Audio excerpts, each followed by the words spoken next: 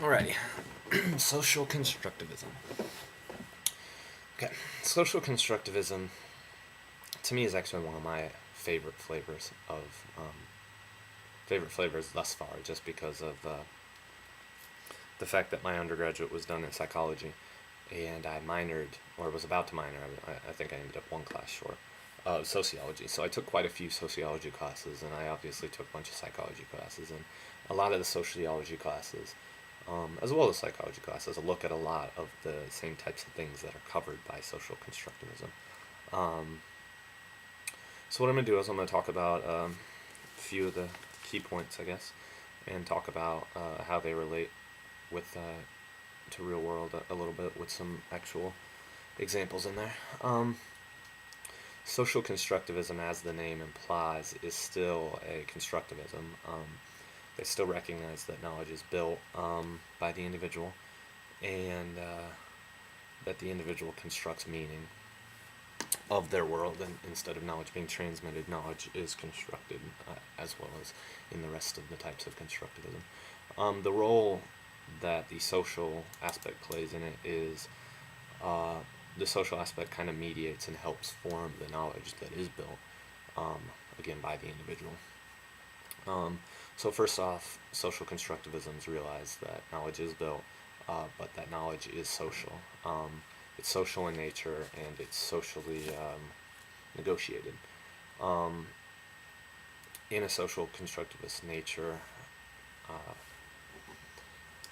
individuals manipulate or interact with a certain object, and their meaning collectively helps formulate the meaning and the function of that object, and it's up to the individual to then change their perception of it. Let's see, one of the key points of social constructivism, obviously, is that it's socially negotiated. I said that. And then it's socially constrained. In the same sense that some of the other constructivisms are constrained, this one is constrained probably even more so by your culture and your prior experiences and prior knowledges. Excuse me. One of the biggest parts, or one of the biggest things that is constrained, one of the biggest tools, I guess, that is used in social constructivism is language. Without language, you have no communication, and without communication, you have no interaction, kind of. So, without language, it's hard for social constructivism to stay afloat a little bit, because it's hard to have interaction with individuals without any communication or language. So, the use of language in social constructivism is huge, especially on the part by the recipient. If they don't understand, they can't communicate with the person, they can't learn from them.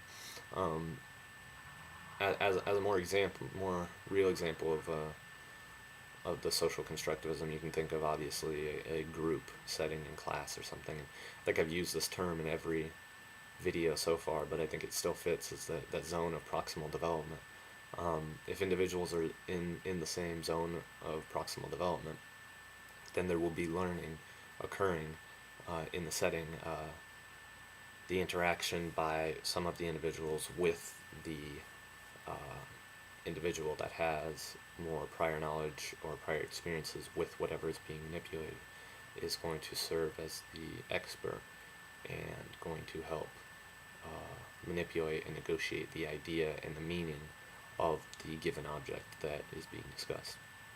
And through this, the other individuals are going to form meaning and maybe change their ideas of perceptions of the object post interaction with the individual that has more experience. The knowledge is socially, in social constructivism, the knowledge is socially functional, and it's viable. I guess the word functional is more fitting here, and it's also instrumental. It's is the same, goes along with the idea of their idea of the world. They think of things as just functional and as socially functional, and as far as the world is concerned, the truth, they aren't really concerned with it as other constructivisms have been. They're more um, interested in the meaning that they build of things through their social interactions instead of the knowable truth. They say that there may be a knowable truth, the reality may exist, but they're not really concerned with it. Their concern is the meaning and ideas that they build up of the objects that are deemed to them as a functional and they use. So they care more about the truth that they perceive and that they have in their context. Another one of the key features of social constructivism is the idea of tools and signs. That it's one of the functions of knowledge in social constructivism is the use of tools and signs. Signs are maybe an object or a phenomenon that's inside that has specific. It's an inside representation of something that may have meaning to you by your cultural constraints. These could be like ideas or beliefs. Tools are specific physical objects that are used by an individual to act on the environment. This would be something like a hammer. So in the social constructivism, they use both these signs and these tools to manipulate things. And throughout the learning, the signs or the attitudes and beliefs of the individual might be changed and manipulated through the interaction with the individuals. The knowledge is carved out by the individual, by the interaction with the group or the individual that they are interacting with. One of the most key features to social constructivism to me is the idea that the knowledge is adaptable. One of the key features, I think, is going back to I said it's constrained. The fact that your knowledge is constrained by your previous knowledge and your previous experiences. This also implies that your knowledge and your experiences will be constrained by future knowledge and future experiences. The things you will learn and the things you will know are the things that you have had prior experience with. If you haven't had prior experience with something, or not a whole lot, your viewpoint or your idea of that object is sure to adapt and to change after an interaction with somebody who is maybe in your zone of proximal development that interacts with you and helps you change your idea. A perfect example of this, and I know we keep going back to it, is Wei's example from Class of the Squirrel.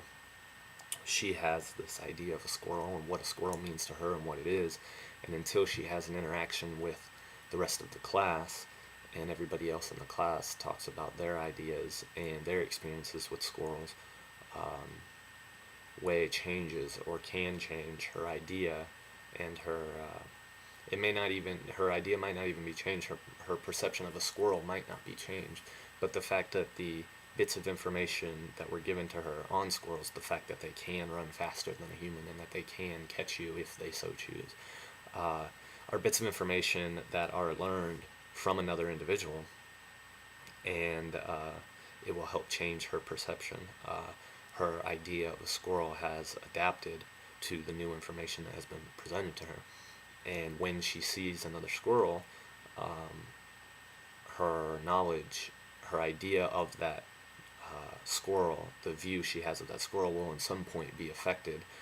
You don't know to what effect. This would be different in each individual, but her opinion of the squirrel is at some point in time affected by her interaction that we've had and the conversation we had of the squirrel.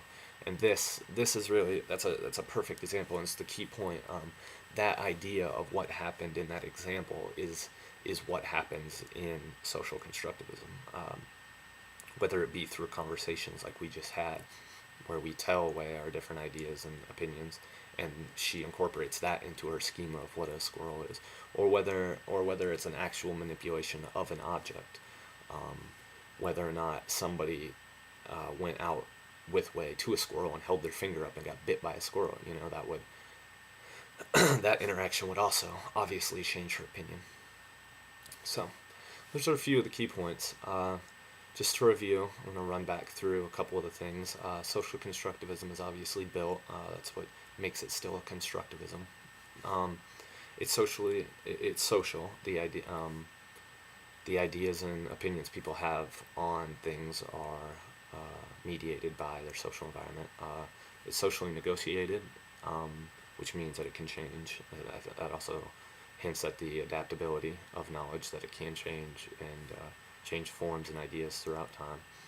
It's constrained by your culture, your knowledge, and your language. Language is huge in social constructivism. Without that, they don't have the ability to communicate. So there is no communication and thus interaction without language. The fact that things are functional, socially functional. They believe that reality exists but don't care to know it. They only care to know the functional and viable tools. And the last is that it's adaptive, that the brain will adapt, and that your prior experiences and your prior knowledge on certain things will be changed throughout further experiences and our interactions with other individuals and other people. And so that will conclude my video on social constructivism. I will see you in class. Bye.